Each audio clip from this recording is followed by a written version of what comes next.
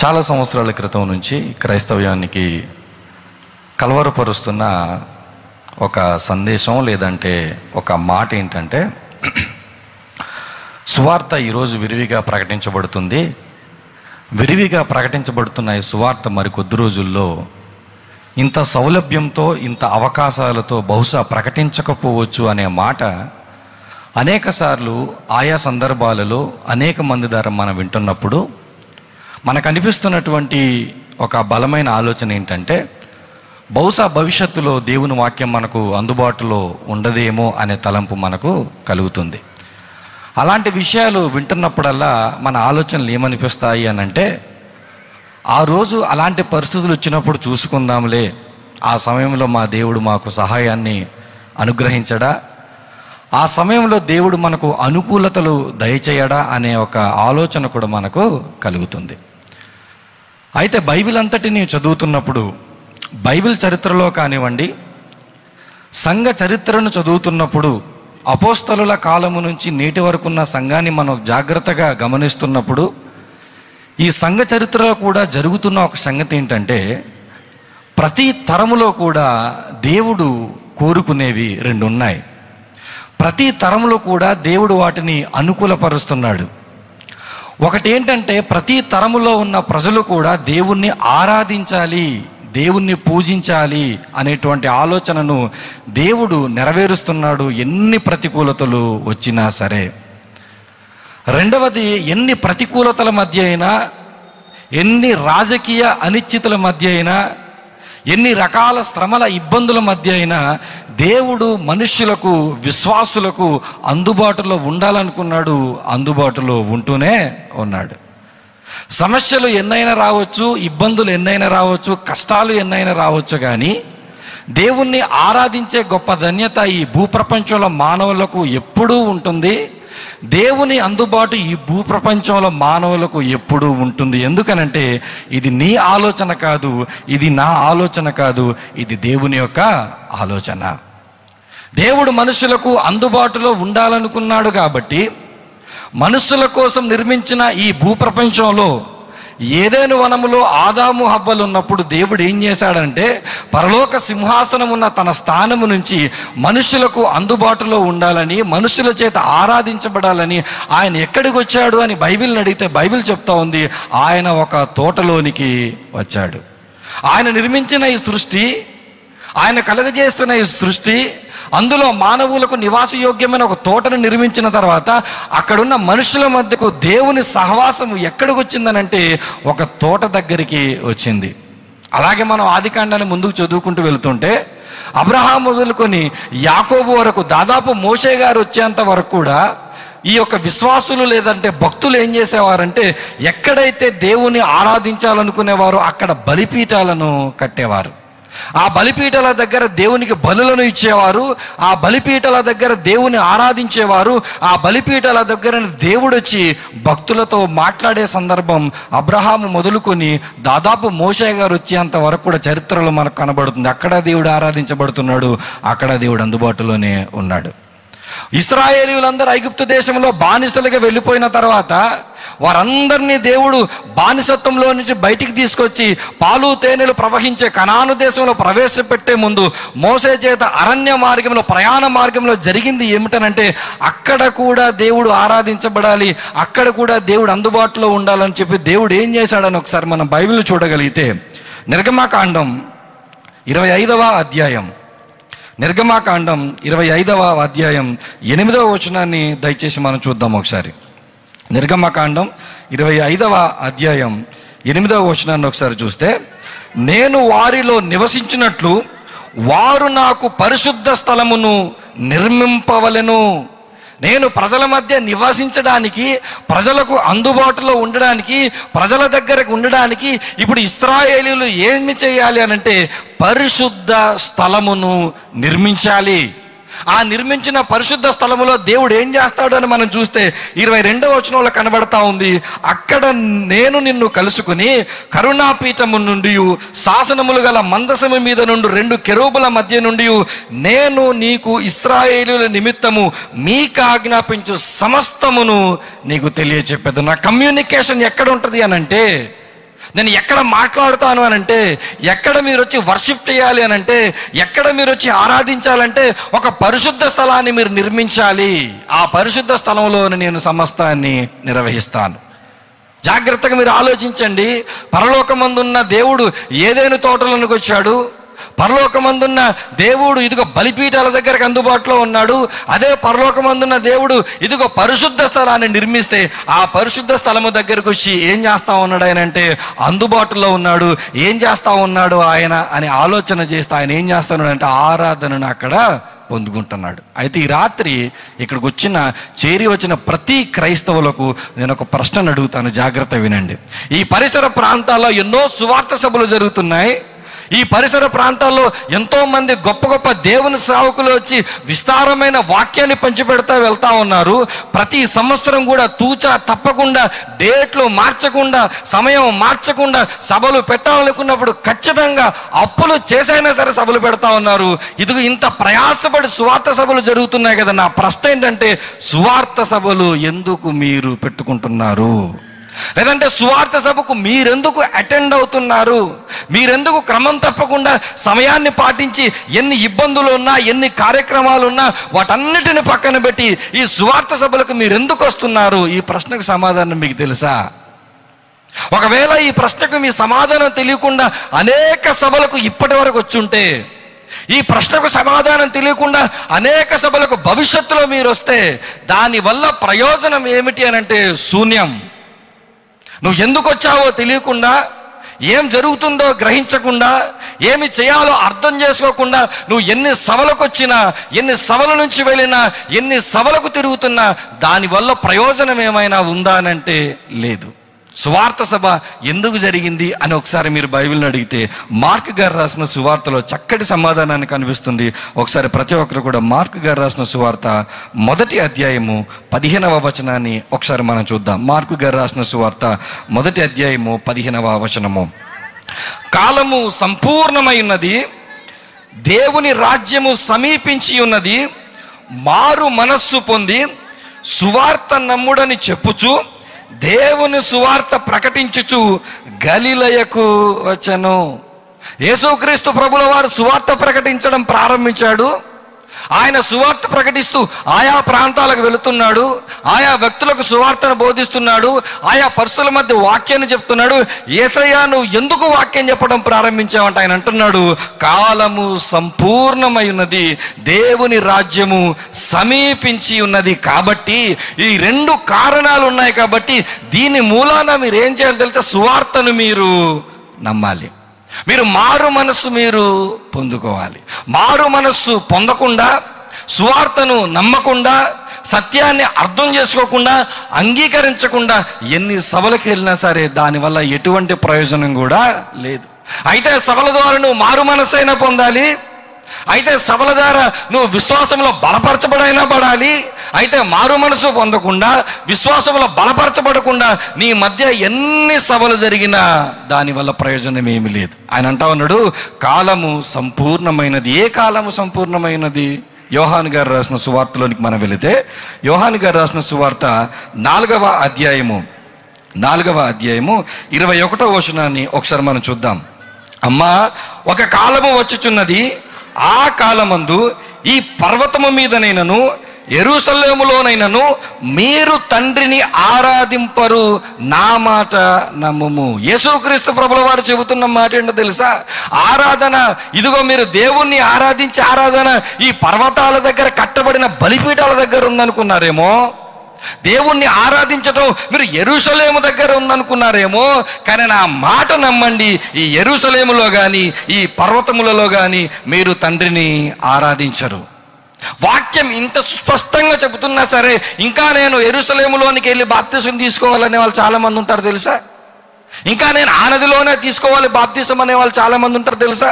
ఒక మాట చెప్పనివ్వండి, మన అజ్ఞానము, మనకు దేవుని పైన, దేవుని వాక్యం పైన అవగాహన లేనితనము ప్రజల మధ్యకు క్రైస్తవ్యాన్ని గురించి తప్పుడు సంకేతాలను పంపిస్తుంది. ఈరోజు క్రైస్తవ్యం, మీరు జాగ్రత్తగా ఆలోచించండి. భారతదేశంలో ఈరోజు చాలా సోషల్ మీడియా ప్లాట్ఫామ్స్లో ఈరోజు క్రిస్టియానిటీ గురించి అనేక మంది చెడుగా మాట్లాడుతున్నారు కదా. అవి వింటున్నప్పుడు, అది చూస్తున్నప్పుడు నీకు నాకు అర్థమయ్యే సంగతి ఏంటో తెలుసా? బొత్తిగా వీడికి వాక్యము అర్థం కాలేదు. దీన్ని ఇలా అర్థం చేసుకున్నాడు ఏంట్రా, దీని అర్థం ఇది కాదు కదా, దాని అర్థం అది కదా, ఇలా అపార్థం చేసుకున్నాడు ఏంట్రా అని చెప్పి వారిని అనే ముందు మొదట ఎవరిని ప్రశ్నించుకోవాలి తెలుసా? మనల్ని మనం ప్రశ్నించుకోవాలి. మనకు వాక్యం స్పష్టంగా అర్థమైందా? మనకు నిజంగా వాక్యం, మనకు నిజంగా దేవుడు స్పష్టంగా అర్థమైతే, సరి అయిన అవగాహనలోనికి వచ్చి ఉంటే ఈరోజు మనం ప్రపంచానికి అందించిన క్రైస్తవ్యం నాణ్యమైన క్రైస్తవ్యంగా ఉండును. కానీ మనం అర్థం చేసుకోవడానికి ప్రయాసపడలేదు కాబట్టి మనము కూడా ఇదిగో పైన అర్థాలు తీసుకునేటువంటి స్థితిగతుల్లో ఉన్నాం కాబట్టి మనం చవకబారు క్రైస్తవ్యాన్ని ప్రపంచానికి అందించి, మా క్రైస్తవ్యాన్ని తిడతావేంట్రా, మా దేవుడిని ఇలా అంటావేంట్రా, మమ్మల్ని దూషిస్తావేంట్రా అంటే అనరా మరి, చెప్పరా మరి? ఇక్కడ అర్థం చేసుకోవాల్సిన సత్యం ఏంటంటే, మొదట మనం అర్థం చేసుకోవాలి, ఆరాధన ఈరోజు యూనివర్సల్ అయిపోయింది. ఈరోజు తండ్రిని ఆరాధించేవారు ఎక్కడ లేరంట? యెరూషలేములో లేరు. తండ్రిని ఆరాధించేవారు పర్వతము దగ్గర లేరు. మరి తండ్రిని ఆరాధించేవారు ఎక్కడున్నారు అని అంటే 22వ వచనం చదువుకుంటూ వెళ్తే, మీరు మీకు తెలియని దానిని ఆరాధించువారు, మేము మాకు తెలిసిన దానిని ఆరాధించువారము, రక్షణ యూదులలో నుండియే కలుగుచున్నది. అయితే యథార్థముగా ఆరాధించువారు ఆత్మతోను సత్యముతోను తండ్రిని ఆరాధించు కాలము వచ్చుచున్నది, అది ఇప్పుడును వచ్చేయున్నది. తన్ను ఆరాధించువారు అట్టివారే కావాలని దేవుడు కోరుచున్నాడు. దేవునిని ఆరాధించబడాలి అనే దేవునికున్న తలంపుల్లో ప్రాంతానికి పరిమితం చేయలేదు, ఒక వర్గానికో లేకపోతే ఒక జనాంగానికో పరిమితం చేయలేదు. ఆయన ఏమంటా ఉన్నాడంటే, ఈ ప్రపంచంలో ఉన్నటువంటి భూలోకంలో ఉన్నటువంటి అందరూ, దాదాపు 800 కోట్ల మంది ఉంటే వారందరూ కూడా ఏ ప్రాంతం వారైనా, ఏ భాషపు వారైనా, ఏ స్థితిగతులలో ఉన్నవారైనా, వారు ఎవరైనా సరే నన్ను ఆరాధించాలి అని చెప్పి ఆయన ఏమంటా ఉన్నాడంటే, ఇదిగో రక్షణ యూదులలో ప్రారంభమైంది, కానీ ఆ రక్షణ గలిలయలోనికి వచ్చిందంట. ఆ రోజు ఆ గలిలయ నుంచి ఈరోజు ఈ గొంది గ్రామానికి వచ్చింది. ఈరోజు రక్షణ సువార్త నీ దగ్గరికి వచ్చింది. రక్షణ సువార్త నీ దగ్గరికి రావడానికి గల కారణం ఏంటంటే, దేవుడు ఆరాధించబడాలని ఆలోచించాడు. అంత మాత్రమే కాదు, జాగ్రత్తగా మనము ఇదే 4వ అధ్యాయము 9వ వచనంలో చూస్తే ఒక మాట కనబడుతుంది.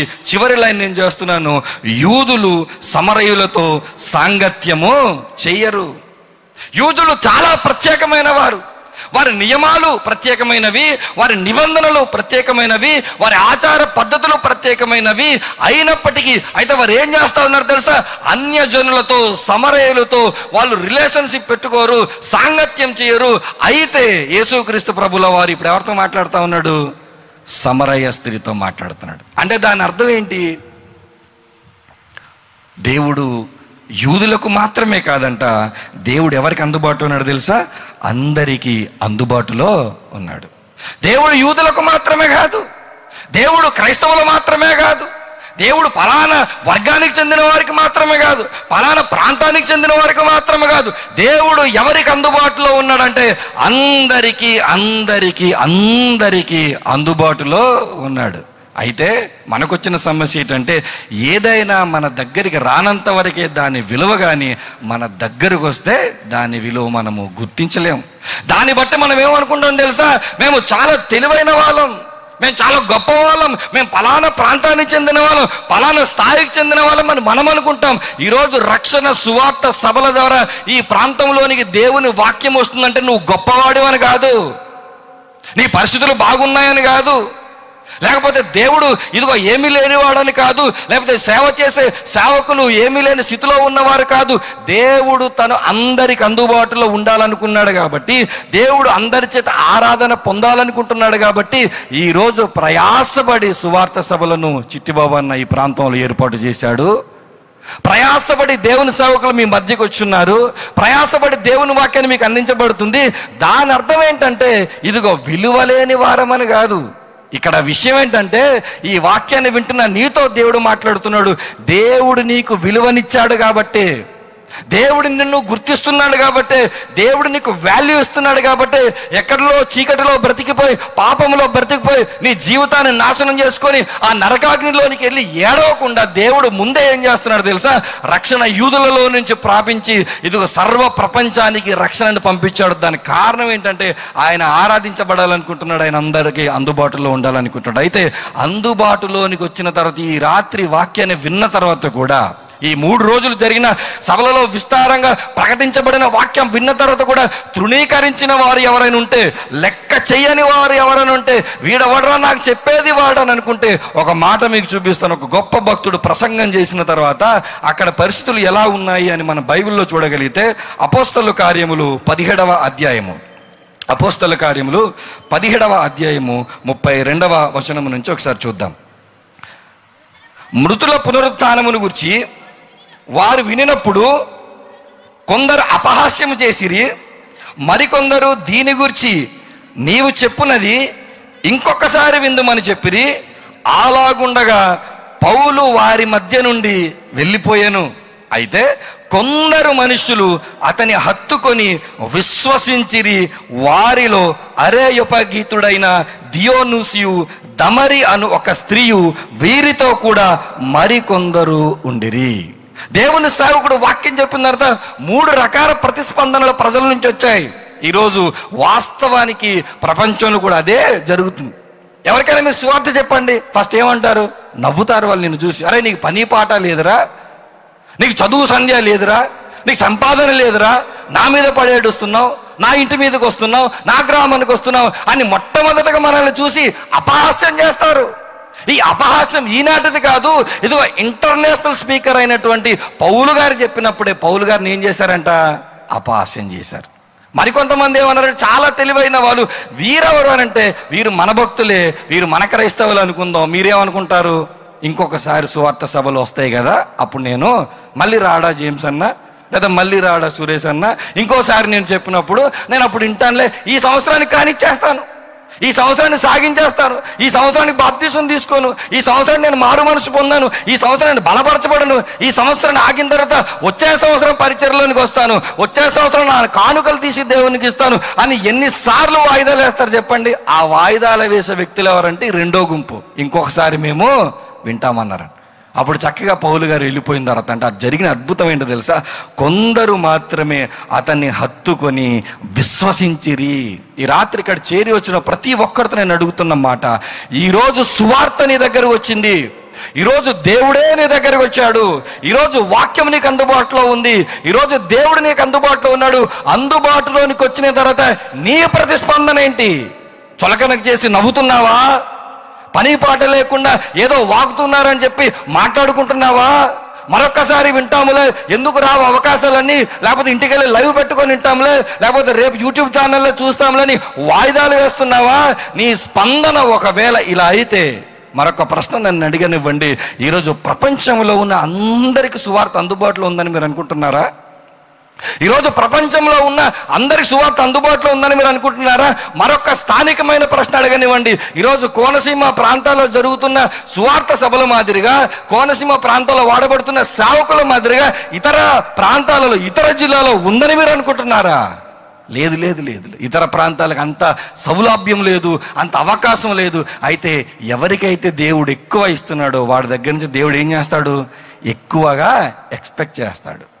విస్తారమైన వాక్యం, గొప్ప గొప్ప దేవుని సేవకులు, గొప్ప గొప్ప సభలు, ఎంతో ప్రయాసపడి ఎంతో ధనాన్ని వచ్చి చేస్తున్న ఈ సభల ద్వారా దేవుడు ఏదో ఒకటి ఆశిస్తాడు. చక్కగా వచ్చి నీట్గా భోజనం చేసి జాగ్రత్తగా కూర్చొని నీట్గా నువ్వు మీటింగ్ అయిపోగానే వెళ్ళిపోవడానికి దేవుడు ప్రయాసపడుతున్నాడా?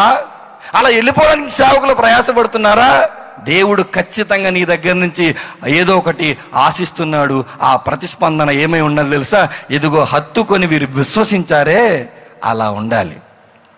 వీళ్ళు హత్తుకున్నారంట ఎవరిని? పౌలు గారిని. నవ్వేవారు ఒకవైపు ఉన్నారు, మరోసారి వింటాములే అని చెప్పిన వారు మరోవైపు ఉన్నారు. కానీ వీరెవ్వరిని పట్టించుకోకుండా ఒక గుంపు ముందుకు వచ్చిందంట.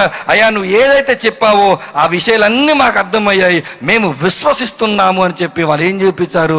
విశ్వాసాన్ని చూపించారు. ఇక్కడ కూర్చున్న వాళ్ళందరూ విశ్వాసులు కాదా? అక్కడ కూర్చున్న మనమందరం కూడా విశ్వాసులమే. అయితే మనం పేరుకే విశ్వాసులం, మన విశ్వాసంలో ఏది లేదు. నేను వాక్యము చెబుతా ఉన్నప్పుడు నీ మనసులో ఎక్కడో చిన్న వెలితి, ఎక్కడో చిన్న లోటు, నిజమే నేను దేవుణ్ణి ప్రతిస్పందించట్లేదు, ఇన్ని సభలకు వెళ్ళాను, ఇంత వాక్యం విన్నాను, నా జీవితం ఇలా కాదు కదా ఉండాల్సింది, మరొకలా ఉండాలని నీకు ఒకవేళ అనిపిస్తే నీకు విశ్వాసం ఉంది, కానీ ఆ విశ్వాసానికి ఏమి లేదు. దేవుని సేవకుడు చెప్తాన్నాడు, గలతీయులకు రాసినటువంటి పత్రిక 5వ అధ్యాయము 6వ వచనాన్ని ఒకసారి చూడండి. గలతీయులకు రాసిన పత్రిక 5వ అధ్యాయము 6వ వచనము.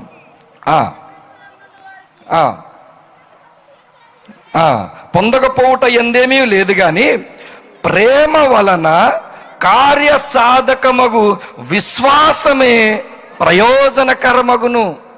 విశ్వాసంలో ఏముండాలి తెలుసా? ప్రేమ వలన కార్యసాధకమగు, అంటే క్రియ చేసేటువంటి విశ్వాసం మనలో ఉండాలి. వచ్చి కూర్చొని వినేసి వెళ్ళిపోయే క్రైస్తవం కాదు. వాక్యం విన్న తర్వాత ప్రతిస్పందించే క్రైస్తవులు కావాలి, స్పందించే క్రైస్తవులు కావాలి, వాక్యానికి లోబడే క్రైస్తవులు కావాలి, వాక్యానికి ఇదిగో విధేయత చూపించే క్రైస్తవులు కావాలి. అలా చెయ్యాలి అంటే ఏముండాలి తెలుసా? మనకి దేవుని పట్ల ప్రేమ ఉండాలి. ఇదిగో ప్రేమ మనల్ని ఏం చేస్తుంది? బలవంతం చేస్తుంది. ప్రేమ మనల్ని ఏం చేస్తుంది? ఇదిగో క్రీస్తు కొరకు ప్రయాసపడే గుణంలోని తీసుకెళ్తుంది. అలాంటి విశ్వాసమే దేవునికి కావాలి. ఈ రాత్రి దేవుడు నిన్ను నన్ను అడుగుతా ఉన్నాడు, నిన్ను నన్ను ఆయన ప్రశ్నిస్తూ ఉన్నాడు. ఇదిగో నేను అందుబాటులో నీకున్నాను, నన్ను ఆరాధిస్తున్నానని నువ్వు అనుకుంటున్నావు, కానీ వాస్తవానికి నువ్వు అర్థం చేసుకో, నీలో ఉన్న విశ్వాసము, నేను వాక్యానికి రెస్పాండ్ అవుతున్నాననే గుణము క్రియారూపకం దాల్చుతుందా లేదా? అది పని చేయనిస్తుందా లేదా? అది పని చేయకపోతే దానివల్ల ప్రయోజనము ఏమాత్రము కూడా లేదు. జాగ్రత్త చూడండి. ఏదైనా తోటలో దేవుడు అందుబాటులోకి వచ్చాడు, బలిపీఠాల దగ్గర దేవుడు అందుబాటులోకి వచ్చాడు, పరిశుద్ధ స్థలంలో దేవుడు అందుబాటులోకి వచ్చాడు. అయితే పరిశుద్ధ స్థలము దగ్గరికి వచ్చినప్పుడు దేవుడు అన్న మాట ఏంటి తెలుసా? మీరు పరిశుద్ధ స్థలమును ఏం చేయాలి? నిర్మింపవలెను. మీరు పరిశుద్ధ స్థలాన్ని మీరు ఏం చేయాలి? నిర్మించాలి. అలా పరిశుద్ధ స్థలాన్ని నిర్మించాలంటే దేవుడు చెప్పిన కొన్ని నియమాలు ఉన్నాయి. వాటిని ఒకసారి మనం చూసే ప్రయత్నం చేద్దాం. దయచేసి నిర్గమాకాండము 31వ అధ్యాయంలో దేవుడు మాట్లాడుతున్న మాటలు మనం చూద్దాం. నిర్గమాకాండము 31వ అధ్యాయము 1వ వచనము నుంచి, మరియు యెహోవా మోషేతో ఇట్లనెను, చూడుము, నేను యూదా గోత్రములో హూరు మనుమడును ఊరు కుమారుడైన బెసలేలు అను పేరు గల వానిని పిలిచి తిని. నేనేం చేశాను తెలుసా? యూదా గోత్రానికి సంబంధించిన ఒక వ్యక్తిని, బెసలేలు అనే వ్యక్తిని నేను పిలుచుకున్నాను. దేని కొరకు తెలుసా? నా పరిశుద్ధ మందిర ఇదిగో నిర్మాణము కొరకు, నా పరిశుద్ధ స్థల నిర్మాణము కొరకు నేను బెసలేలును పిలిచి తిని. ఆయన ఏం చేస్తాడు తెలుసా? విచిత్రమైన పనులను కల్పించుటకును, బంగారుతోను వెండితోను ఇత్తడితోను పనిచేయటకును, పొదుగుటకే రత్నములను సానబెట్టుటకును, కర్రను కోసి చెక్కుటకును, సమస్త విధములైన పనులను చేయుటకును, జ్ఞాన విద్య వివేకములను సమస్తమైన పనుల నేర్పును వానికి కలుగునట్లు వానిని దేవుని ఆత్మపూర్ణునిగా చేసి ఉన్నాను. ఎవరు ఏం తెలుసా? బెసలేలు. ఈయన దేవుడు ఏం చేస్తాడు తెలుసా? పిలుచుకున్నాడు. ఈరోజు యావత్ క్రైస్తవ్యానికి సేవా పిలుపు అంటే అర్థమైంది ఏంటి తెలుసా? సేవకుడు అవ్వాలి, స్టేజ్ పైకి ఎక్కాలి, మైక్ పట్టుకోవాలి, వాక్యాన్ని చెప్పాలి. దేవుని సేవకు పిలుచుకున్నాడు అని అంటే ఫ్లెక్సీల్లో కనబడాలి. దేవుని సేవకు పిలుచుకున్నాడంటే పాంప్లెట్లో కనబడాలి. దేవుని సేవకు పిలుచుకున్నాడంటే యూట్యూబ్ ఛానల్స్లో కనబడాలి. ఇదిగో ప్రతి ఒక్కరి ఆశ కూడా ఏంటో తెలుసా? దేవుని సేవ చేయాలి. బ్రదర్, ఏంటయ్యా నువ్వు దేవుని సేవ చేస్తావు అంటే నేను వాక్యం చెప్పాలి. కానీ బెసలేలు ఎవరు? బెసలేలు చేసే పని ఏంటి తెలుసా? ఇదిగో ఆయన పరిశుద్ధ స్థలములో ఏదైతే ఆ యొక్క స్థలాన్ని నిర్మించాలో, అక్కడ ఏదైతే ఉపకరణాలు ఉన్నాయో ఆ ఉపకరణాలు చేయాలో వాటన్నిటిని చేయుటకు దేవుడు ఏం చేశాడంటే పిలుచుకున్నాడు. ఈ రాత్రి నేను అడుగుతున్నాను, మీలో ఎవరైనా బెసలేలు ఉన్నారా? బెసలేలు చేసిన పనులు మీలో ఎవరైనా సేవ నిమిత్తం చేయడానికి ముందుకొచ్చారా? బెసలేలు చేసిన పనిని ఈ తరపు భాషలో మాట్లాడాలంటే క్రియేటివ్ డిజైనర్ అని చెప్పొచ్చు. ఆయన్ని విచిత్రమైన పనులు చేస్తాడంటే క్రియేటివిటీ ఎక్కువ. ఎవరికి? బెసలేలుకి. బెసలేలు చేసే పనులన్నీ ఎలా ఉంటాయంటే చూస్తే అద్భుతంగా ఉంటాయి, ఆశ్చర్యపడే విధంగా ఉంటాయి, అబ్బురపరిచే విధంగా ఉంటాయి. ఆ పనులన్నీ ఎవరు చేస్తారో తెలుసా? బెసలేలు చేస్తా ఉన్నాడు. ఈ రాత్రి దేవుడు నిన్ను నన్ను స్పష్టంగా అడుగుతా ఉన్నాడు, మీలో ఎవరైనా సువార్త పని నిమిత్తము బెసలేలుగా ఉన్నారా?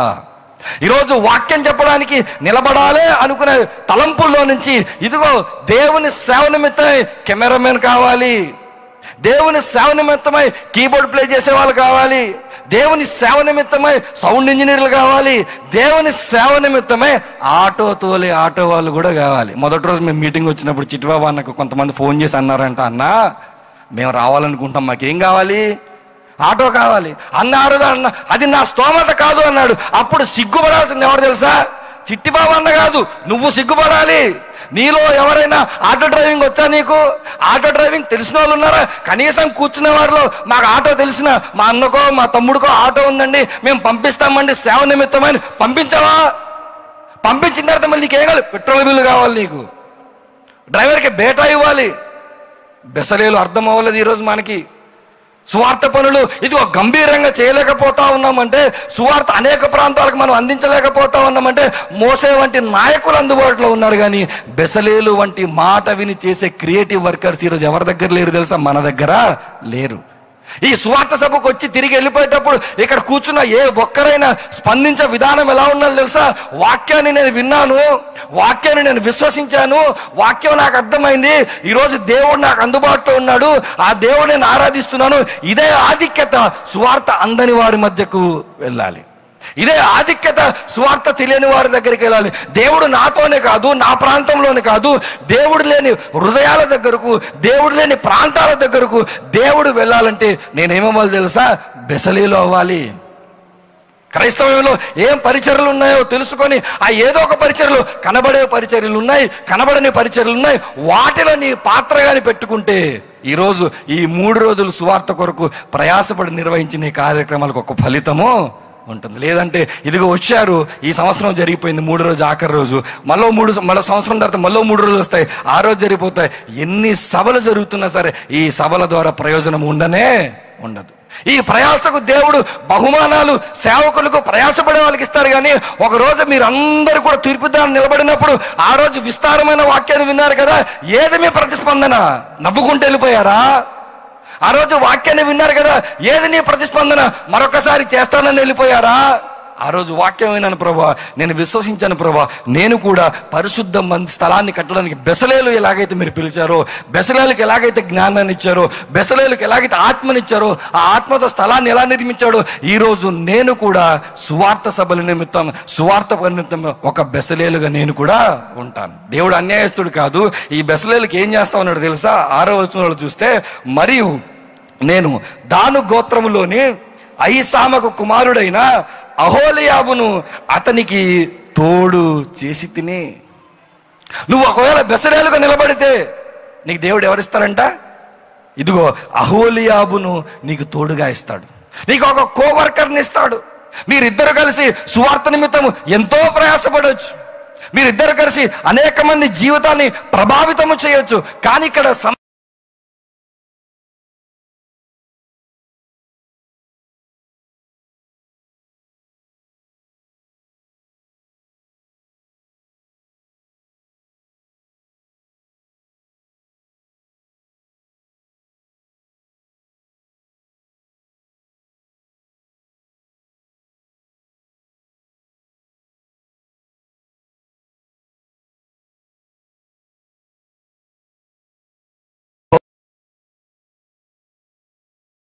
నచ్చినా నచ్చకపోయినా నా కోసం కూర్చో, 2 మాటలు వినెళ్ళిపో అని తీసుకొచ్చిన ప్రయాస మీకు ఎవరికైనా ఉందా? మీకు ఆటో కావాలి, మీకు ఏం కావాలి? మీకు భోజనాలు కావాలి. వచ్చే సంవత్సరం చిట్టిబాబుని ఎలాగైనా నువ్వు ఫ్యాన్లు పెట్టాలన్నా, లేకపోతే మా వల్ల కాదని మనసులో చాలా మంది అనుకుంటారు. మీరు ఏదైనా మాకు కావాలి. ఇన్ని ఏర్పాటు చేస్తేనే ఏం వింటారు మీరు? వాక్యం వింటారంట. వాక్యానికి మరి స్పందిస్తున్నారా? స్పందించరంట. దేవుడు ఈరోజు అడుగుతా ఉన్నాడు, హత్తుకొని విశ్వసించే ఒక్క వ్యక్తి అయినా దేవుడికి ఈరోజు కావాలి.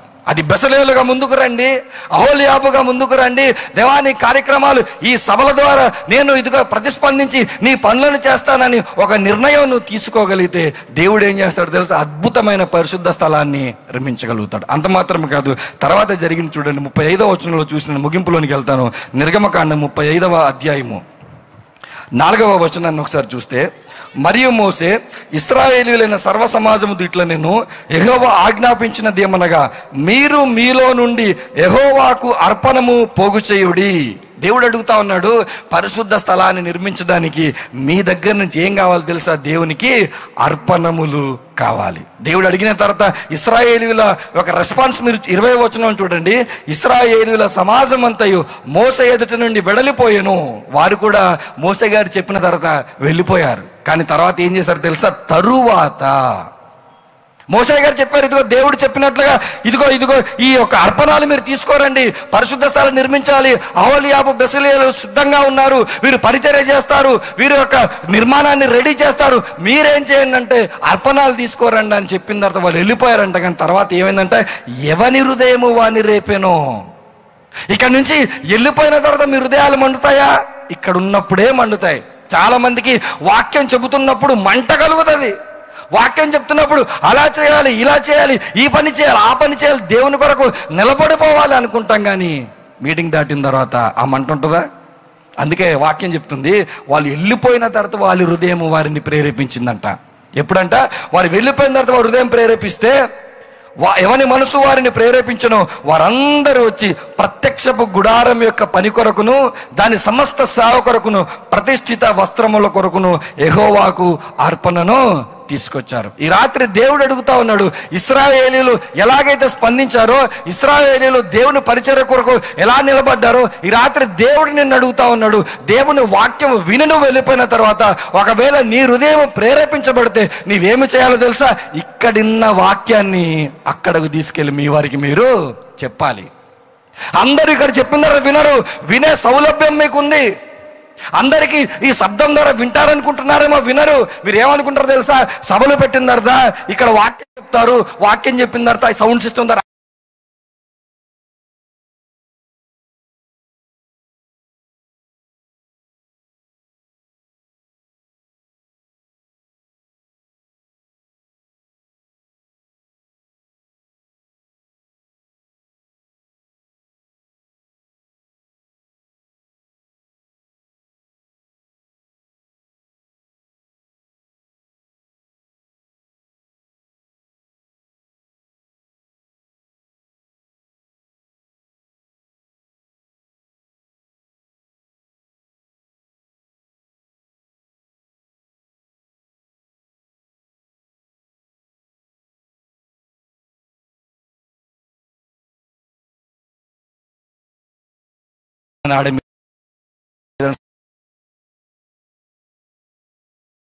మానేడు, ప్రయోజనం లేదు. మీరు అపహాస్యం చేసే గుంపులోనైనా ఉండండి, ఇంకోసారి వింటామన్న గుంపులోనైనా ఉండండి, కానీ మేము విశ్వాసం బ్రదర్ అని చెప్పకండి. మేము అవిశ్వాసం ఓపెన్గా మనం చెప్పుకున్న తప్పు లేదు. కాబట్టి దేవుని వాక్యం సెలవిస్తూ ఉంది, దేవుని సువార్త మన మధ్యకు వచ్చిందంటే దేవుడు ఆరాధింపబడడానికి, దేవుడు అందుబాటులో ఉండడానికి మనం ఆరాధిస్తున్నాం. దేవుడు మనకు అందుబాటులో ఉన్నాడు, కానీ ఇతరులకు లేరు. ఆ అందుబాటులోని ఆరాధనలు ఇతరులను మనం తీసుకెళ్లాలని మనస్ఫూర్తి కోరుకుంటూ తలలో వంచండి, చిన్న ప్రార్థన చేసుకుని ముగించుకుందాం. తండ్రి, నీకు వందనాలు ప్రభా. ఈ రాత్రి నీతో మీ బిడ్డలతో మాట్లాడిన కొద్ది మాటలను బట్టి ప్రభా, వారి బిడ్డల హృదయాలను ప్రేరేపించండి. నీ సేవ నిమిత్తమైతే అంటే ప్రయాసపడుతున్న ఈ సేవకులను ప్రభా, చేరొచ్చిన విశ్వాసులందరినీ బలపరిచి నీ సేవ ఇంకా బలీయమైనది చేయమని వేడుకుంటూ ప్రభా యేసుక్రీస్తు నామం పేరిట ప్రార్థన అడుగుచున్నాను పరమ తండ్రి, ఆమేన్.